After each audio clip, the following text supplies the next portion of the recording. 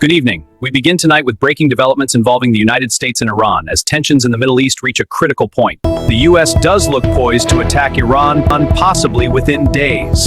So while we can probably predict what the threats are going to be, Revolutionary Guards, bases, missile storage depots, maybe nuclear sites, we are following this developing story closely. At this time, we don't know what the outcome is going to be. Here then are 7 possible outcomes ranging from the hopeful to the catastrophic. So scenario number 1, the U.S. conducts a series of surgical precision strikes trying to avoid civilian casualties, taking out Revolutionary Guards Corps bases, trying to decapitate the leadership as it were, possibly hitting some nuclear sites, and the regime collapses and there is a brief period of uncertainty, and eventually a transition to democracy.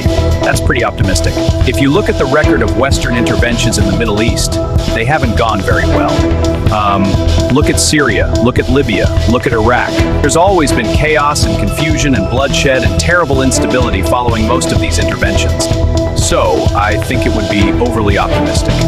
Now, there is of course the figure of Rezv, which some people are saying could be the future savior. He would be a transition ruler, a kind of caretaker before they have elections, and Iran eventually rejoins the rest of the world. But as I say, that's optimistic.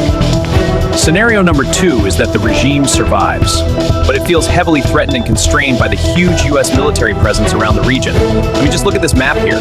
You've got U.S. bases and facilities dotted all around the region, a massive amount of firepower. Some of it is stationed permanently there, some of it has been brought in the last few days. Now, that could mean that the regime survives rather like Venezuela.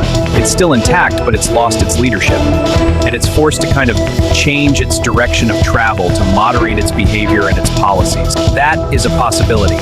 It's what I call the Venezuelan model. Scenario number 3, the regime collapses and there is a military takeover. Who's going to take over? It's not going to be the conventional army. That's unlikely, I think, because all the power rests with the Revolutionary Guards Corps, the besieged militias. These are huge in number. They're deeply ingrained in the country. So there could be some kind of a military takeover. That wouldn't really solve the problem for the protesters. And probably not for President Trump either, but that is a possibility. Scenario number 4, and these don't have to be mutually exclusive. They've said we've got our finger on the trigger and they've got enough missiles left that they could lash out at U.S. bases around the region.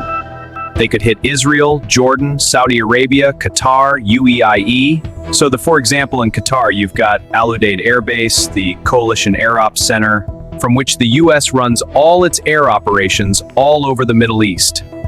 They've got the naval base in Bahrain. There's plenty of targets. And even though there's a lot of U.S. and allied air defense, in the region, some of those missiles would probably get through. For continuing coverage on this developing story, stay with us. Don't forget to subscribe to our channel for the latest updates.